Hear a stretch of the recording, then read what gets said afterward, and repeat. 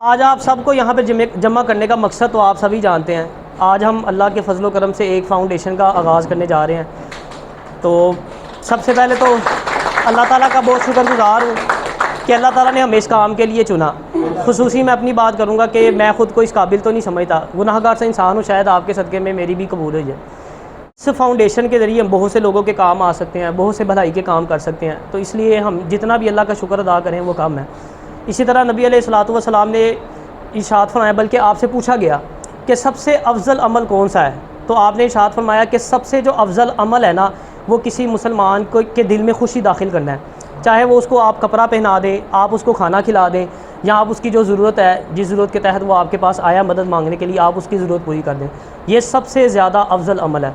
हज़रत अबू हुरैरा रज़ी अल्लाह ताला अन्हु ने इरशाद फरमाया कि नबी अलैहिस्सलातु वस्सलाम ने इरशाद फरमाया कि एक शख्स ने ना बादलों को, दो बादलों को बातें करते हुए सुना।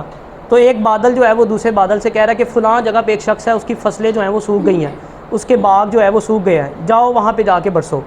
थोड़ी देर के बाद ना वो एक पहाड़ जो है वो एक जो बादल है एक पहाड़ के ऊपर जाके बरसना शुरू हो गया। तो वो शख्स सारा मामला देख रहा था। वो पानी जैसे जैसे अपनी जगह बनाता गया, जाता गया, वो शख्स उसके साथ साथ पानी के, वो आगे क्या देखता है कि पानी एक बाग में जाके गिर रहा है और उस बाग में एक शख्स खड़ा हुआ है जो आगे अपनी फसल को पानी लगा रहा है। उसने जब सारा मंजर देखा ना, वो जो उसने बादलों की बातें सुनी थी, वो बड़ा हैरान हुआ। उसने जाके उस शख्स से पूछा, उसने कहा भाई तेरा नाम क्या है? उसने जब अपना नाम बताया वो और परेशान हुआ, हैरान हुआ, क्योंकि वही नाम था जो बादलों में वो पुकार रहे थे, बादल नाम ले रहे थे जिस शख्स का। उसने उससे पूछा, यार तू क्या अमल करता है कि तेरे लिए स्पेशल जो है वो बारिश बरसाई जा रही है? तो उसने कहा कि वैसे तो मैं कोई नेक इंसान नहीं हूँ, मेरा कोई ख़ास अमल नहीं है। उसने कहा हाँ, एक चीज़ है कि जब मेरी फसल पक जाती है मैं उसके 3 हिस्से करता हूँ। एक हिस्सा वो है जो मैं अपने ख़ानदान के लिए, बीवी बच्चों के लिए, माँ बाप के लिए रखता हूँ। एक हिस्सा वो है जो मैं अगले साल काश्तकारी के लिए रखता हूँ, और एक हिस्सा वो होता है जो मैं अल्लाह की मखलूक के लिए रखता हूँ, जो गरीब मिस्कीन यतीम लोग हैं उनके ऊपर खर्च करने के लिए रखता हूँ। मैं हमेशा ये बात करता हूँ कि आप कारोबार करते हैं, आप जॉब करते हैं, आप जो भी करते हैं, आप अगर तरक्की चाहते हैं ना, कामयाबी चाहते हैं, तो अल्लाह को पार्टनर बना ले। थोड़ा आप अब ये कैसर कहाँ गया? कैसर, ये कैसर बैठा है, शाहजी बैठे हैं, ये मेरे सबसे पहले स्टूडेंट थे। कैसर सबसे पहला स्टूडेंट था, शाहजी लेके आए थे कैसर को। आपको पता ही होगा कहाँ पे बैठ के पढ़ते थे, क्या सूरत हाल थी। एक कमरा था छोटा सा और कालीन बिछा होता था, उसके ऊपर बैठ के पढ़ते थे। वहाँ से लेके आज यहाँ तक का सफ़र आप सबके सामने है। ये जो इतने पौधे अल्लाह ताला ने करम किया, इतने लगे हैं, आप क्या समझते कोई मेरी काबिलियत थी? मेरी कोई काबिलियत नहीं थी। मेरे से अच्छे अच्छे टीचर पढ़ा रहे हैं और अच्छे अच्छे इंस्टीट्यूट है, लेकिन सिर्फ वो बरकत थी जो मैंने ये फार्मूला आपको बताया, जो अप्लाई किया। शुरू से एक आदत बनाई हुई है कि एक मिनिमम लिमिट रखी हुई है कि यार इससे नीचे नहीं जाना, ठीक है। एक परसेंटेज फिक्स कर लिया कि यार कम से कम ये ज़रूर होना चाहिए, इससे ऊपर ही होना, इससे नीचे नहीं होना। तो आप भी अगर तरक्की चाहते हैं, कारोबार चाहते हैं, मेरी कोई ये जितना भी टाइम है 8-10 साल का आपसे छुपा नहीं हुआ, आप सबके सामने ही है। जिस तरह मैंने कहा कैसर शाहजी जो पुराने हैं वो सब जानते हैं कहाँ से शुरू किया था, अल्लाह ताला ने कहाँ पे ला के खड़ा किया।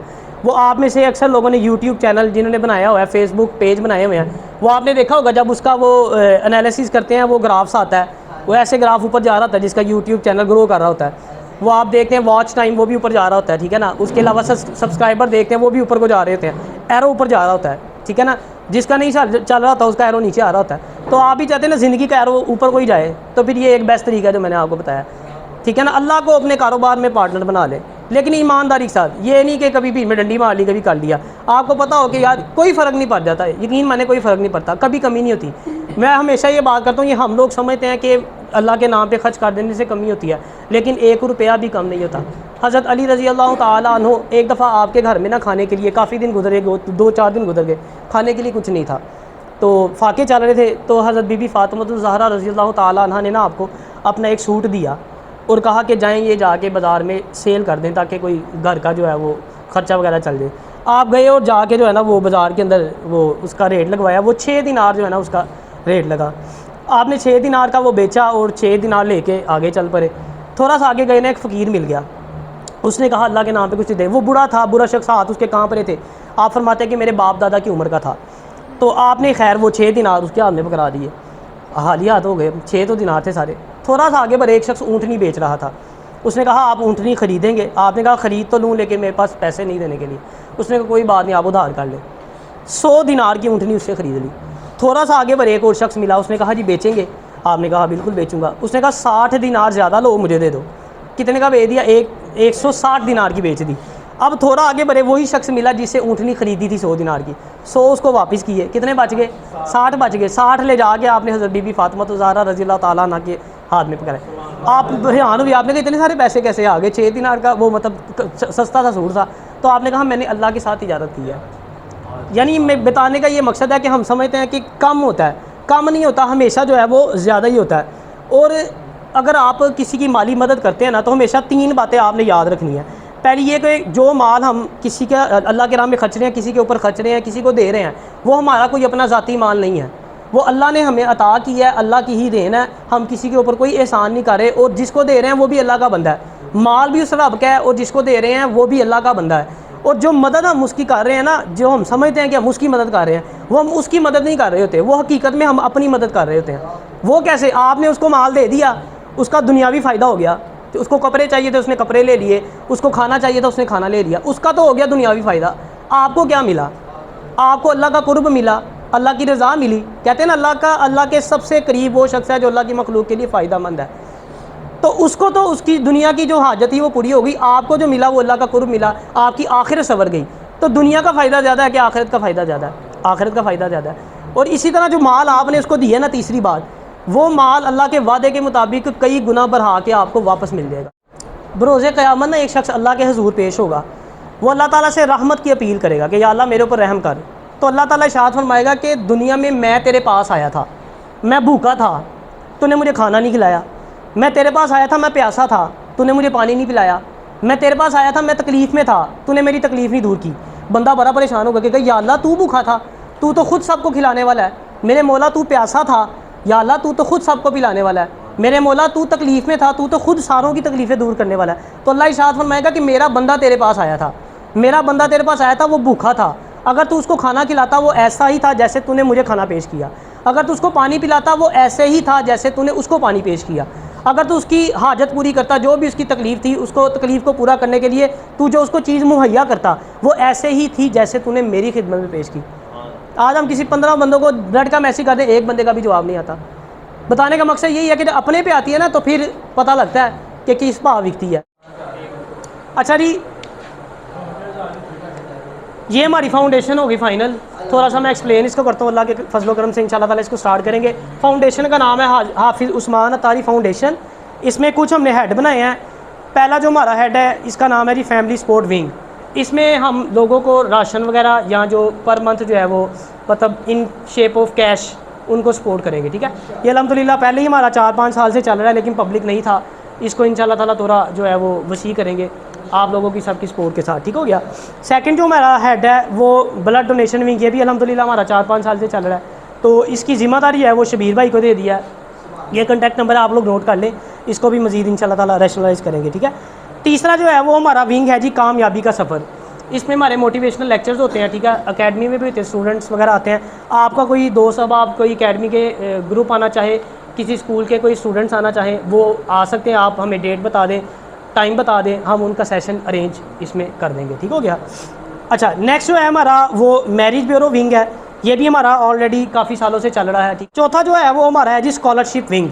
इसके अंदर जो शॉर्ट हैंड वगैरह के लिए या कंप्यूटर के लिए स्टूडेंट्स वगैरह आते हैं, उसमें कम से कम पर मंथ के हिसाब से मतलब एक मंथ के अंदर जो है वो 5 से 10 स्टूडेंट्स को हम अकोमोडेट करेंगे। उसमें ये होगा जो हमने फाइनलाइज़ किया, जो यतीम बच्चा होगा उसको 100% स्टडी फ्री है। ठीक है, वो कंप्यूटर का कोर्स करता है या वो शॉर्ट हैंड करता है या वो BA करता है या कोई भी स्टडी हमारे पास हमारी अकेडमी में करना चाहता है, तो उसको यतीम बच्चे को 100% फ्री होगा।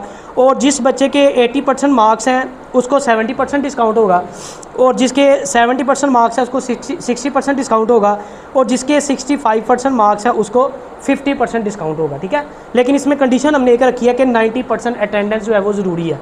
सैटरडे संडे हमारा ऑफ होता है, उसके अलावा वो 3 छुट्टियाँ कर सकता है, यानी 8 और 3 कितनी हो गई हमारी 11 हो गई। मंथ में उसकी 11 छुट्टियाँ, उसके अलावा नहीं वो करेगा। और रिज़ल्ट भी उसका हर पर मंथ जो है वो उसका टेस्ट जो मंथली टेस्ट हुआ करेगा, अगर वो नतीजे अच्छे देगा तो वो उसको ये कंटिन्यू करेगा स्कॉलरशिप प्रोग्राम के अंदर, अदरवाइज़ उसका नाम इस स्कॉलरशिप से निकाल दिया जाएगा। जो पढ़ने वाला बच्चा होगा, जो कोई मेहनत करके अपने घर वालों को सपोर्ट करे, सीरियस जो है स्टूडेंट, उसी को इसमें अकोमोडेट किया जाएगा। ठीक है। और इसमें हमने एक चीज़ ऐड की है कि जो शॉर्ट हैंड वगैरह के और कंप्यूटर वगैरह के स्टूडेंट्स हमारे पास आते हैं, ये इदारा तकरीबन 8-10 साल से चल रहा है, स्टेनोग्राफर्स अकेडमी। हमने एडमिशन फ़ीस नहीं रखी हुई थी। अब हम एक ये डिसाइड करने जा रहे हैं कि 500 एडमिशन फ़ीस हुआ करेगी न्यू स्टूडेंट्स की, लेकिन वो जाएगी हमारी फाउंडेशन को, यानी उसके तहत जो जितने भी हेड बने हैं जिसको सपोर्ट कर सकते हैं, राशन वगैरह जा रहे हैं या स्टूडेंट्स वगैरह पे खर्चा किया जा सकता है, मतलब वो अकेडमी का नहीं है क्योंकि ये नॉन प्रॉफिट है सारा कुछ, ठीक है, नॉन प्रॉफिट फाउंडेशन है। तो वो जो 500 पर मंथ आया, पर मंथ कह रहा हूँ सॉरी, जो फर्स्ट टाइम जो एडमिशन फ़ीस हुआ करेगी वो फाउंडेशन को जाया करेगी, ठीक है।